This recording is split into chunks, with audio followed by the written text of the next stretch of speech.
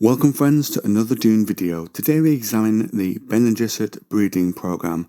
How does this work around the time of the first Dune novel? Friends, let's find out.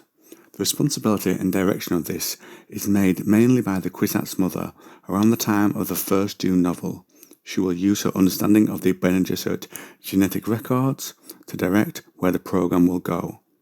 A former one of them in the Caledon trilogy, an older Bene Gesserit, is forcefully kept alive, as she is a seer of great power, and what she does is still valued and used to guide the sisterhood in the choices of who breeds with who. The former Kwisatz mother wheezed, "I've had an extraordinary, difficult life, and one that has lasted far too long. So many breeding pathways that proved to be dead ends, so many hopes dashed. I see them all, and countless others that are doomed to failure. What is the point?" Harishka answered in soft tones. "You can sort out the threads that are not failures. You keep our hopes alive." I assume the larger program at this time is held within the minds of the sisterhood, in other memory, perhaps with written records and Bene Gesserit mentats as well.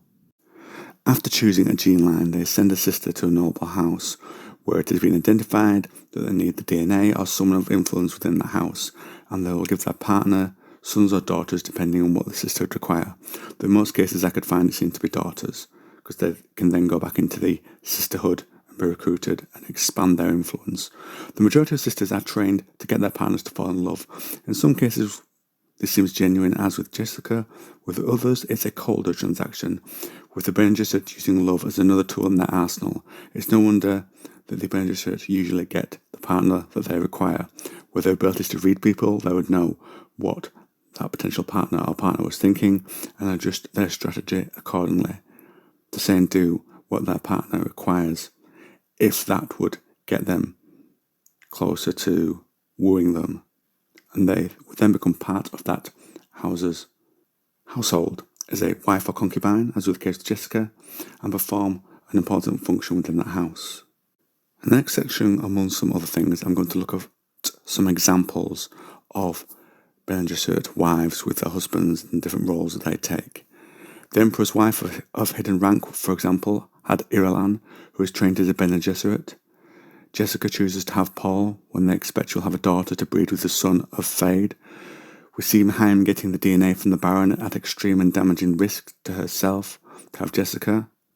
And from there, the daughters can stay with the family to take up the role of spy or truthsayer, or other role within the family, or they might be deployed after training elsewhere, depending on the needs of the sisterhood.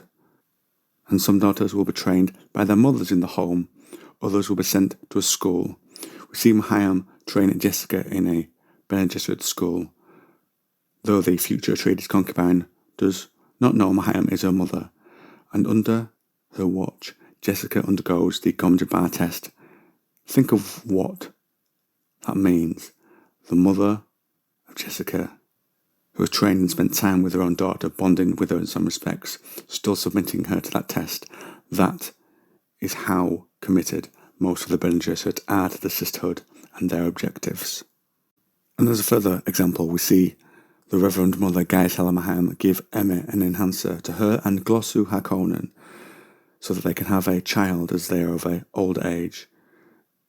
This allows the Bene Gesserit to further their vision as the seer may see it, and that child would be Fade Harkonnen, who we know later comes under the influence of the Baron. What I'm trying to show with most of these examples is that the sisterhood will get what they want, whether they have to stoop to blackmail, as they did with the Baron, who they threatened to ruin if he did not give up his DNA to Chaim, or with Leto. Leto initially turns down an offer of a bride. He does not want Jessica, and so the Bene Gesserit give him information on a Harkonnen plot, which helps change his mind and lessen his distrust of the sisterhood. The sisterhood, the Bene Gesserit, need certain things and will get that DNA through pretty much any means necessary. And as a last example, a Bene Gesserit Tessia refuses to have more children, and so they destroy her mind. That is the fate that many of the Bene Gesserit can face if they waver in their belief in the sisterhood's vision for humanity. So they use whatever means They need to get the DNA from their target for the betterment of humanity as they see it, until they can find their Kwisatz Haderach. So now, friends, I turn things over to you. Got something to say? Anything to add? I think there's some more I could add to this. Drop me a comment down below.